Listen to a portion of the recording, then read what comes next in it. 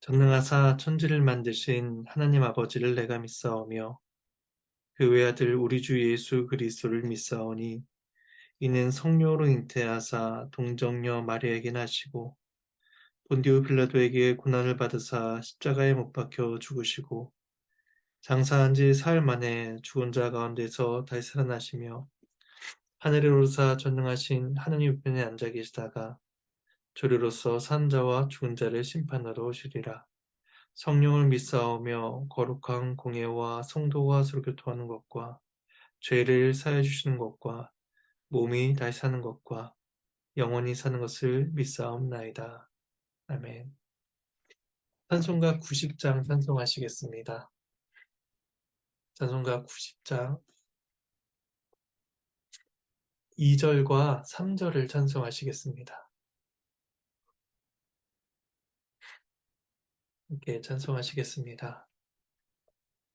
내 친구 되신 예수님, 날 구원하시려고 그 귀한 몸을 버리사 내 죄를 대속했네. 나 주님을 늘 믿으며 그 손을 의지하고 내 몸과 마음을 바쳐서 그까지 충성하리. 내 진실하신 친구여 그 은혜 내려주사 날 항상 보호하시고 내 방패 되옵소서. 그 풍성한 참 사랑을 네 능히 그늘 쏘냐. 날 구원하신 예수는 참 좋은 나의 친구. 네, 함께 보신 말씀은 구약성경 욥기 21장입니다. 구약성경 욥기 21장 17절에서 34절까지의 말씀입니다. 말씀은 본문을 살펴가는 가운데 봉독하도록 하겠습니다. 주의 말씀을 나누겠습니다. 21장은 소발의 주장에 대한 욥의 반론으로서 오늘은 그 후반부의 내용을 다루게 됩니다. 친구들은 계속해서 인과응보의 원리로서 욥의 고난을 이해하고 해석하려고 합니다. 이에 욥은 현실 속에서 나타나는 악인들의 모습을 통해서 친구들의 주장하는 그 말들을 잘못되었음을 이제 지적하고자 합니다. 오늘 본문은 세 단락으로 나누어 볼 수가 있습니다. 먼저 17절에서 21절은 이 땅에서 악인이 벌을 받는 빈도는 적다라는 것입니다. 먼저 17절에서 18절 말씀을 봉독하겠습니다. 악인의 등불이 꺼짐과 재앙이 그들에게 닥침과 하나님이 진노하사 그들을 공고하게 하심이 몇 번인가. 그들이 바람 앞에 검불같이 폭풍에 날려가는 겨같이 되었도다. 욥은 악인들이 징계를 받는 일이 얼마나 있었는가 묻습니다. 방금 읽었던 그 말씀은 악인들의 빛이 얼마나 꺼졌는가, 그들에게 얼마나 재앙이 임했는가, 하나님이 얼마나 그들을 공고하게 하셨는가 라고 이렇게 되묻고 있는 것입니다. 근데 이것은 앞서 있었던 18장 5절에서 빌닷이 한 말에 대한 반박이기도 합니다. 빌닷은 18장 5절에서 악인의 빛은 꺼지고 그의 불꽃은 빛나지 않을 것이요 라고 인과응보적으로 답을 하였습니다. 이에 대해서 욥은 실제로 그러한 일이 얼마나 있었는가 되묻고 있는 것입니다. 그들의 말대로라면 100이면 100, 악인들은 심판을 받아야건만 그들이 고통당하는 것은 사실 손에 꼽을 정도로 얼마 되지 않는다라고 이야기합니다. 그래서 18절에서도 그와 같은 질문을 이어가고 있는 것입니다. 성경은 종종 악인들의 운명에 대해서 바람에 나는 겨와 같다라고 이야기하고 있는데 그러한 일이 우리 주위에 얼마나 있는가라고 질문하고 있습니다. 욥이 이렇게 질문할 수 있는 까닭은 그런 현상이 너무나 빈번히 나타나고 있었기 때문입니다. 악인들이 그러한 고난을 당하지 않는다는 것이죠. 이처럼 악인들이 현실에서 반드시 징계받고 멸망당하는 것은 아니다라는 것을 밝힌 욥은 이어서 말을 합니다. 하나님께서 악인들에 대한 벌을 쌓아두셨다가 그 후손들에게 그 심판하시는 것은 아무런 소용이 없다는 것입니다. 그것이 19절에서 21절까지의 말씀을 통해서 나타나고 있습니다. 말씀을 봉독하겠습니다. 하나님은 그의 죄악을 그의 자손들을 위하여 쌓아두시며 그에게 갚으실 것을 알게 하시기를 원하노라. 자기의 멸망을 자기의 눈으로 보게 하며 전능자의 진노를 마시게 할 것이니라. 그의 날수가 다하면 자기 집에 대하여 무슨 관계가 있겠느냐. 욥의 친구들은 앞에서 주장하기를 하나님께서는 악인들의 죄에 대한 합당한 봉을 그의 자녀들에게 내리신다라고 하였습니다. 그래서 욥의 자녀들이 죽은 것 또한 욥의 죄 때문이다라고 지적을 했던 것이죠. 하지만 욥은 부모의 죄를 자녀에게 묻는다라는 그들의 말에 동의하지 않습니다. 하나님께서 공의로우시려면 죄를 저지른 그 사람이 그 심판의 고통을 온전히 느껴 하는 것이지 그 죄에 대한 고통이 그 후손들에게 전가되어서는 안 된다라는 것이 욥의 주장입니다. 19절은 언뜻 보면 자손과 죄를 행한 사람 모두에게 벌이 내려져야 된다는 것처럼 보여지지만 이 말씀은 그렇지 않습니다. 19절의 상반절은 친구들의 말에 대한 질문이다라고 보시면 됩니다. 그래서 하나님께서 악인의 죄악을 그의 자손들에게 쌓으신다고 이렇게 질문하고 있는 것입니다. 그리고 19절의 하반절은 욥의 발음입니다. 그게 아니라 죄를 지은 당사자들에게 벌을 내리셔야만 그래야만 그들이 깨달아질 수가 있다라고 이렇게 욥은 이야기하고 있는 것입니다. 그리고 이것이 20절로 이어지면서 악인들은 자신에 대한 하나님의 진노를 그들 자신이 각각 감당해야 된다라고 말하고 있는 것입니다. 욥은 악인이 당할 형벌의 엄중함을 설명하기 위해서 시각적이고 미각적인 표현을 사용합니다. 그들이 자신들의 멸망을 눈으로써 보고 또 하나님의 진노를 입으로 맛봐야 된다라고 말을 합니다. 만일에 악인에 대한 진노를 쌓아둘 뿐 죄에 대한 형벌을 집행하지 않고 있다가 그가 죽은 이후에야 악인이 죽은 이후에야 그 자녀들에게 시행이 된다면 그것은 죽은 악인과는 아무런 상관이 없는 일입니다. 왜냐하면 죽은 자는 말이 없으며 죽은 자는 산 사람의 고통과 아무런 관계가 없기 때문입니다. 그래서 21절은 이것을 말하고 있습니다. 그의 달수가 다하여 생명을 마치게 된다면 후손들의 고통이 죽은 자와 무슨 상관이 있겠느냐라는 것이죠. 이제 두 번째 단락은 22절에서 26절까지로 이해될 수 없는 하나님의 섭리에 대해서 이야기를 합니다. 제가 26절까지 말씀을 봉독하겠습니다. 그러나 하나님께서는 높은 자들을 심판하시나니 누가 능히 하나님께 지식을 가르치겠느냐. 어떤 사람은 죽도록 기운이 충실하여 안전하며 평안하고 그의 그릇에는 젖이 가득하며 그의 골수는 윤택하고 어떤 사람은 마음에 고통을 품고 죽음으로 행복을 맛보지 못하는도다. 이 둘이 매 한 가지로 흙 속에 눕고 그들 위에 구더기가 덮이는구나. 악인의 후손들에 대한 심판이 소용없다라는 것을 말한 욥은 이제 하나님의 섭리에 대해서는 누구도 간섭하지 못한다라고 고백을 합니다.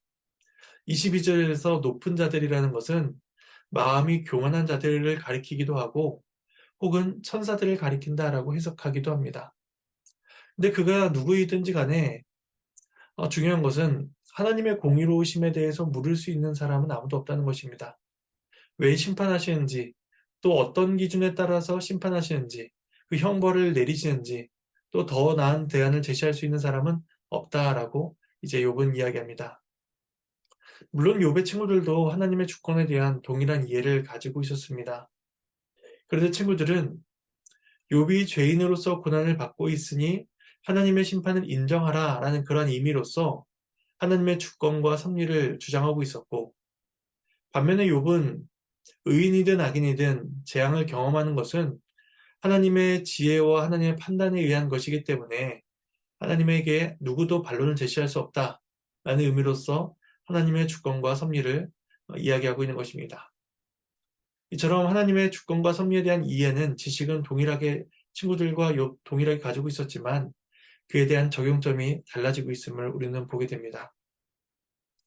이제 욥은 불가해한 현실, 이해될 수 없는 하나님의 섭리를 말하기 위해서 두 사람의 예를 듭니다. 한 사람은 풍요롭고 활기찬 사람이고 다른 한 사람은 가난하고 비통한 사람입니다. 부유한 사람의 삶은 전적으로 평안하고 긴장과 괴로움이 없습니다.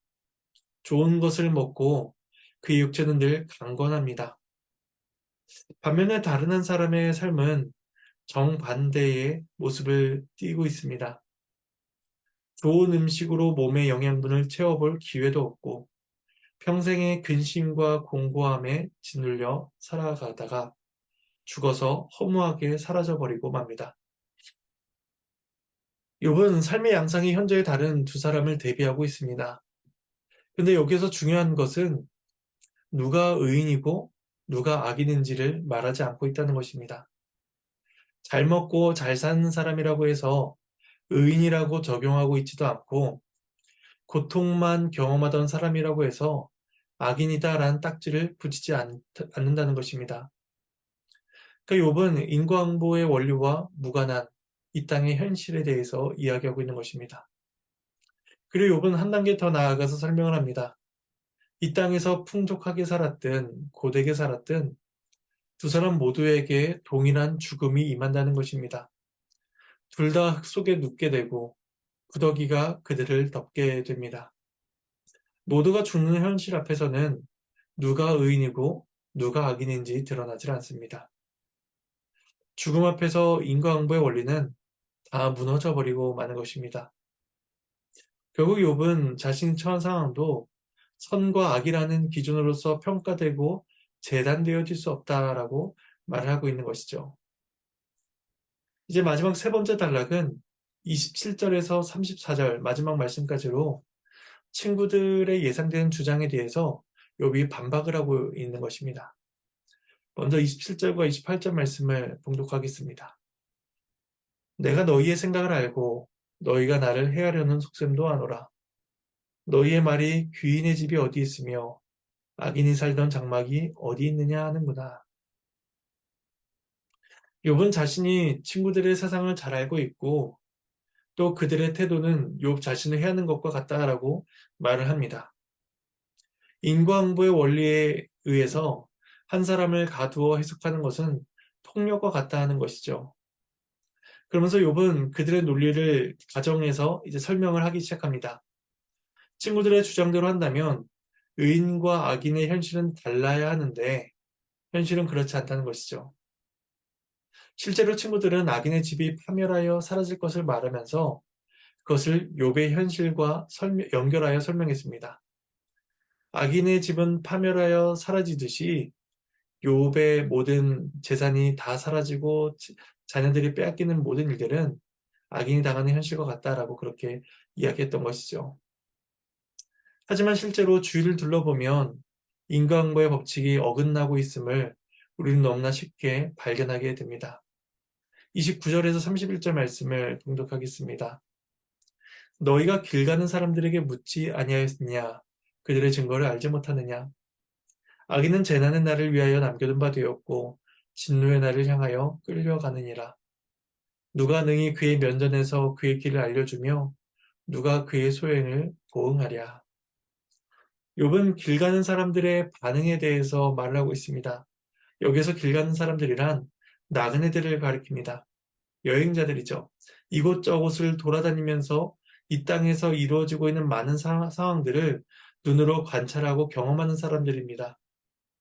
앞서서 대만 사람 엘리바스는 자신의 고향이 지키고 있었던 지혜의 근거에서 자신의 주장을 이어갔다면 이제 욥은 나그네들의 폭넓은 경험과 관점을 근거로서 자신의 주장을 이어갑니다.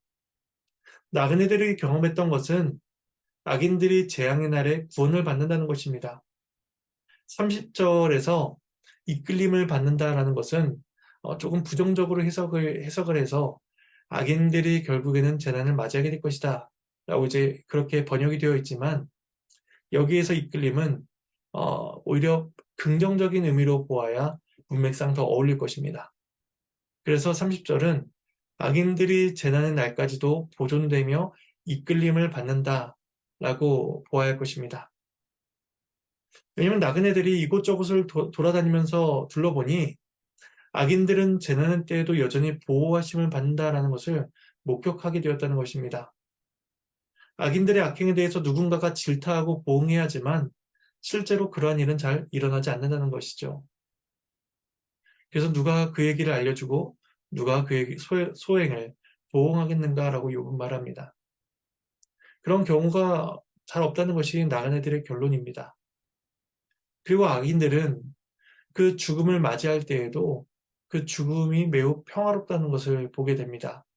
32절과 33절 말씀입니다. 그를 무덤으로 메어가고 사람이 그 무덤을 지키리라. 그는 골짜기의 흙덩이를 달게 여기리니 많은 사람들이 그보다 앞서갔으며 모든 사람이 그의 뒤에 줄지었느니라. 악인들이 죽게 되었을 때에 누군가가 그들을 무덤에 안치시킵니다. 그리고 그들의 죽은 무덤을 지켜주기도 합니다. 그들은 부끄럽게 죽음을 맞이하는 것이 아니라 존경을 받으며 또 호화로운 장례식을 경험하게 됩니다. 그리고 죽은 자들이 흙덩이를 달게 여긴다라고 할 정도로 그 무덤의 흙까지도 그들의 시신을 매우 잘 덮어주었다라는 것을 보게 됩니다. 이전의 악인들도 모두 그렇게 살다가 죽었으며 현재 악인 또한 평안히 살다가 평안히 죽고 있고 또 그 모습을 본 이후의 사람들도 그와 같이 살고 그와 같이 죽기를 바라며 악인들의 뒤를 따라가게 될 것입니다. 이것이 나그네들에 의해 증언되는 세상의 일반적인 모습이라고 우리는 말할 수가 있습니다. 그런 이런 모습 속에서는 어떠한 인과응보도 실현되지 않고 있다는 것을 우리는 보게 됩니다. 그래서 욥은 친구들을 향해서 마지막 34절에서 이렇게 말씀을 합니다. 그런데도 너희는 나를 헛되이 위로하려느냐? 너희 대답은 거짓일 뿐이니라. 하나님의 말씀입니다. 하나님께 감사합니다. 욥은 이야기하기를 너희들의 모든 주장은 헛된 것이며 슬픔을 당하고 있는 사람들에게 아무런 위로가 되지 못한다라고 이야기합니다. 이로써 욥은 경험적으로 보거나 혹은 보편적으로 보거나 친구들의 모든 주장은 잘못되었다라는 것을 이제 대답하고 있으며 그들의 주장을 단호히 거절하고 있습니다. 이렇게 함으로써 욥의 대답이 맞춰지게 됩니다. 세상은 적용점을 생각해 보도록 하겠습니다. 세상은 불공평하고 불공정합니다. 어떤 사람은 잘 먹고 잘 살다가 편히 죽기도 하고 또 어떤 사람은 죽는 순간까지도 고되게 살다가 그 인생을 마치기도 합니다. 하지만 그렇다고 해서 그것이 하나님의 불의하심을 뜻하는 것은 결코 아닙니다. 하나님은 불공정한 분도 아니시고 무지한 분도 아니십니다. 어느 누구도 하나님의 지혜와 하나님의 공의로우심에 대해서 불만과 이의를 제기할 수가 없습니다. 그렇다면 우리는 하나님 앞에서 어떠한 자세를 가져야 할 것이며 또 우리가 붙잡아야 할 삶의 위로는 무엇일까요?